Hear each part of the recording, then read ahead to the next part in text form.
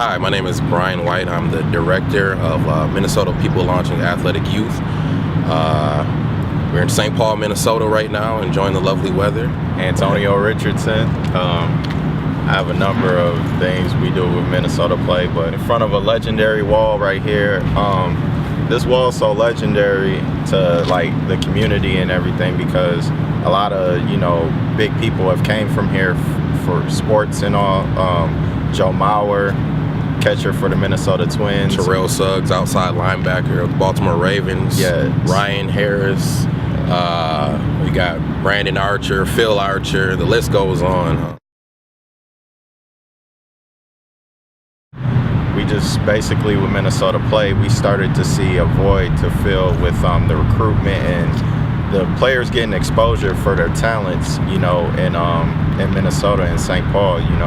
They really weren't getting any at all, so we were like, let's put this on and really give them a platform to go to the next level, to have bigger opportunities than what they've been presented to in school already. So basically, to touch on what Antonio was talking about, we run the Twin City AllStar football game. We take the best talent in the city of St. Paul, the public school system, versus the best talent in the city of Minneapolis public school system. Take those players, put them all on one AllStar team. They represent their city. This is our third game here. It's been great. We get out about 2,500 to 3,000 fans every year, and it's constantly growing. Thanks to Joe Mauer of the Minnesota Twins for being a sponsor. Yeah. Thank you to Enterprise Rental Cars for being a sponsor, and past sponsors, Dick's Sporting Goods, and the list goes on with that as well. Yeah, Nike. So thanks, Nike. Yeah. Thanks to all of you all. We feel this is a great event for the community. We get a lot of community support, and without the community, we couldn't have done it. And this is actually creating something for people to come out and see something positive with some of the players that are coming from their community. And it's amazing to see how people come out and support their kids in the community. So it gives people something to look up to and a different avenue, because it's a lot of bad things going on, around the area. We just lost a younger guy of ours last week, right on the other corner, got shot in his face. So we're really trying to build this to be something that, all the violence and all that stuff, you can go away from that and do something positive and still be cool, Right now we're using football as basically the vehicle to get through to the kids. And so once we get in there, and this is our third year, so we're in there with the kids. We're gonna venture out to other sports and I know especially baseball is one thing Joe Mauer is really pushing since he's a sponsor, and he's a baseball player, so it's only it's apparent that he wants that to happen. So we're moving forward. You've received a lot of backlash, surprisingly, from some people that you wouldn't think, certain coaches and things like that. But then on the other side, we also have a lot of coaches that are in support of us. So we would like to thank them right now as well. All the coaches that have been and seen and watched us progress over the years. Even coaches that have seen us from the beginning and they were kind of on the fence about what we were doing, but they've seen the progression and how hard we work and how the players are enjoying themselves and how it's turning out to be a positive experience. So now they're kind of like, you know what, these guys aren't so bad, and therefore we want to help them in any way we can. So we welcome that, and we like to say thanks to those coaches and athletic directors and everybody who have helped us. There has been a lot of people trying to block, what we're doing, for what reason, I don't know. And last year, we really had to go through the worst of that. Minneapolis had the worst summer, I would say. They had to play in a field with potholes, glass in the field. A lot of players didn't even get their equipment due to coaches holding out on them until the day before the game. They had half of a team because half of the coaches were threatening them that they would get suspended or some type of action was going to be taken. Yeah, some of their playing time would be suspended, and in turn it kind of hindered some of the players from actually coming out. And we try to have a 40-man roster every year.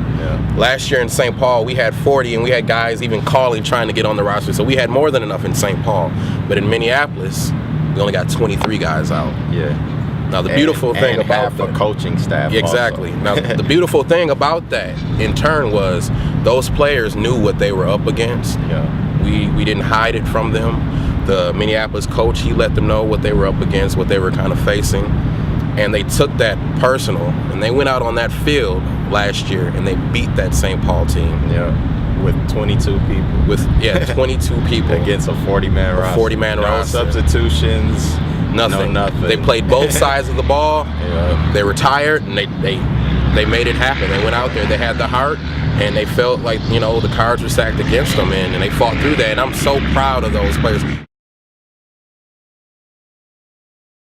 Our ultimate goal with Minnesota Play is to one day even have a facility like this of our own, where we don't have to wait till they get to high school to really start working with them. We can start from the ground up and develop these guys, and not only in sports but academics, what they even want to do outside of sports. If they have, you know, different visions of a different career, we want to build them from the ground up, because that's how you reach every area in your neighborhood where you came from. That's really making a difference, you know, before they can even get into the bad things that life has to offer. You know, show them really the good route off top and keep them on that route, not just a summer thing or a winter thing or just when the season is on, but a year-round thing to where they're able to get help and really for people to guide them. Right now, as we speak, we're working on starting up a junior Twin City All-Star football game, which will feature the best 7th and 8th graders in both St. Paul and Minneapolis. So we can get that going.